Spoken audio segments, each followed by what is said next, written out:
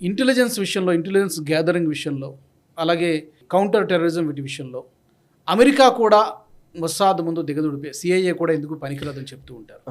అసలు ఏంటి అంత ప్రత్యేకత, ఏంటి అంత చిన్న దేశం? యాక్చువల్లీ నేను అది కొంచెం ఎగ్జాజరేషన్గా కూడుకున్న అంశమే ఇది. యాక్చువల్లీ మొసాద్ అనేది no doubt Mossad best intelligence agency, doubt ఏం లేదు. కాకపోతే మీరు చెప్పినట్టుగా మొసాద్ మించింది ఇంకేది లేదు అనేది కూడా నేను అంతగా అంగీకరించను. వై? బికాస్ కొంచెం ఈ ఇంటెలిజెన్స్ ఏజెన్సీస్ వర్క్ చేస్తున్న విధానము వీటిల్లో నిజానికి సిఐఏ అద్భుతమైన ఆపరేషన్స్ ఎన్నో చేసింది. ఈవెన్ MI5 వీళ్ళ ఇంగ్లాండ్కి సంబంధించినవి కూడా అద్భుతంగా చేసింది. అండ్ KGB అసలు దేశాలనే కబళించిన సంఘటనలు అనేకం ఉన్నాయి.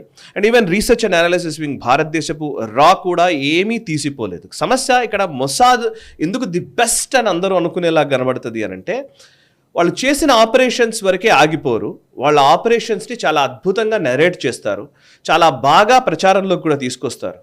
సో అందులో మొసాద్ ది బెస్ట్. అంటే దీనికి ఎందుకు ఈ మాట అంటున్నానంటే, మొసాద్ ఇప్పుడు మీరు ఇంత మాట్లాడుతున్నాం కదా, మనం ఇన్ని ఇంటెలిజెన్స్ ఏజెన్సీస్ ఉన్నాయి, వీటన్నిటి మీద వచ్చిన అన్ని సినిమాలు ఒక ఎత్తు, మొసాద్ మీద వచ్చిన సినిమాలు ఒక ఎత్తు. Mossad each and every operation మీద ఒక సినిమా వచ్చింది చాలా వరకు ఆల్మోస్ట్. అండ్ మొసాద్ ఇన్ఫ్లుయెన్స్ ఎంత సీరియస్గా ఉంటుంది అని అంటే, అది కేవలం ప్రచారం మాత్రమే కాదు, వాళ్ళ ఆపరేషన్స్ చేయడము, దాన్ని ప్రచారంలోకి తీసుకురావడం మాత్రమే కాదు, ఆయా దేశాల్లోని వ్యాపార సముదాయాల్లో లేకపోతే పొలిటికల్ సర్కిల్స్లో, ఇంకా చెప్పాలంటే పేరెన్నికన్నటువంటి ఒక ప్రఖ్యాతమైనటువంటి వ్యక్తులందరినీ ఒక కంట కనిపెట్టడంలో, వాళ్ళని తమ వైపు తిప్పుకోవడంలో అనేక రకాల ప్రయత్నాలు చేస్తూ ఉంటారు. సో మొసాద్ ఇన్ఫ్లుయెన్స్ చాలా పెద్దది. ఫర్ ఎగ్జాంపుల్ సినిమా ఇండస్ట్రీలో చూస్తే ఇప్పుడు స్పీల్బర్గ్ లాంటి వాడు జూ, ఓకే, స్టీఫెన్ స్పీల్బర్గ్ లాంటి వాడు జూ. అండ్ అట్లా చాలామంది ఫిల్మ్ మేకర్స్ ఉంటారు, ప్రొడ్యూసర్స్ ఉంటారు హాలీవుడ్లో.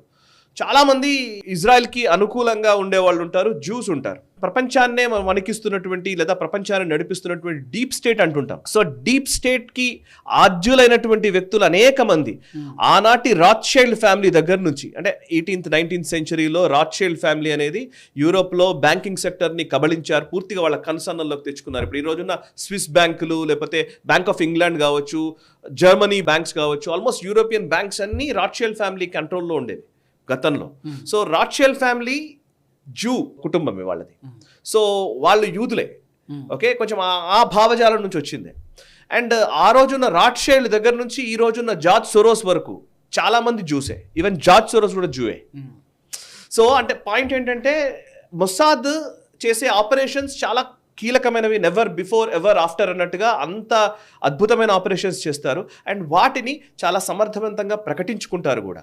అంటే నేను బలవంతుణ్ణి అని నాకు తెలిస్తే సరిపోదు, నేను బలవంతుణ్ణి అని ప్రపంచానికి తెలవడం వల్ల నా థ్రెట్ తగ్గుతుంది అనేది మొసాద్ నమ్మకమేమో అని నా అభిప్రాయం. ఎందుకంటే వాళ్ళ చుట్టుపక్కల ఉన్నాయన్నీ కూడా శత్రు దేశాలే.